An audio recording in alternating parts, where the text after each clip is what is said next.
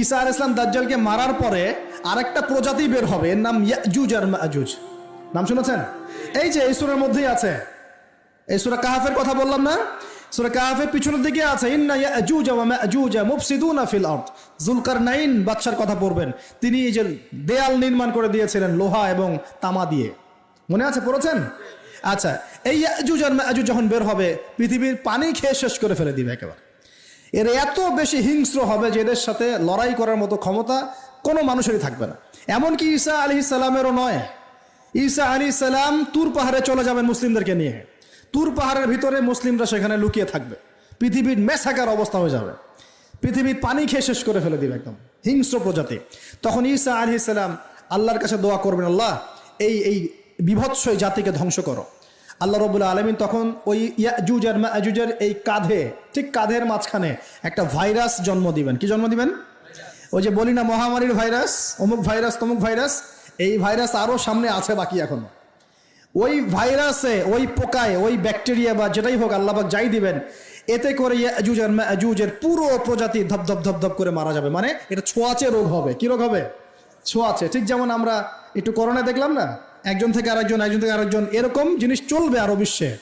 আর এখনকার নতুন রিসার্চ হচ্ছে ওই সাইবেরিয়া অঞ্চলের যে বরফগুলো আছে না, ওর নিচে এই 1 লাখ বছর, 1.5 লাখ বছর, 2 লাখ বছর আগের ভাইরাসগুলো নতুন করে জায়গা শুরু করেছে এখন। হ্যাঁ, এগুলো বিজ্ঞানীরা বলছেন যে এগুলো আবার কোন দিন জানি পৃথিবীতে আত্মপ্রকাশ করা শুরু হয়।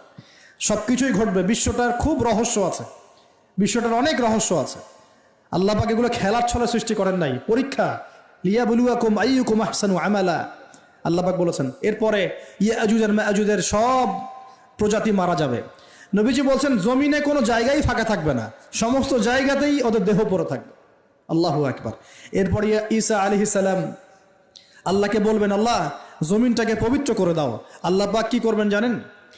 বড় বড় নখরওয়ালা, বড় বড় নখ আছে, নখ দেখেছেন? বড় বড় নখ, বড় বড় নখওয়ালা একটা স্পেশাল প্রজাতির পাখি আল্লাহ পাঠাবেন। কি পাঠাবেন? পাখি। এটা কোন পাখি, কি নাম আমরা জানি না। ঠিক এরকম করে এই এক শ্রেণীর পাখি আল্লাহ পাঠাবেন যাদের নখগুলো খুব বড় বড় হবে, বিশাল বিশাল নখ।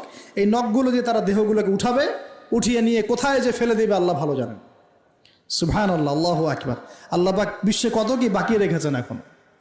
এরপরে আল্লাহ পাক কি করবেন জানেন? আল্লাহ পাক বৃষ্টি বর্ষণ করবেন। এত বেশি বৃষ্টি হবে, এত বৃষ্টি হবে, জমিন ধুয়ে পরিষ্কার হয়ে যাবে। হাদিসে আসছে জমিন একদম চকচক করবে, জমিটা পরিষ্কার হয়ে চকচক করতে থাকবে। এরপরে কারণ ওই ভাইরাস তো ধুইতে হবে না, ভাইরাসকে ধুয়ে সাফ করতে হবে। তারপরে ঈসা আলাইহিস সালামের সময়ে বলা হচ্ছে, তার সময়ে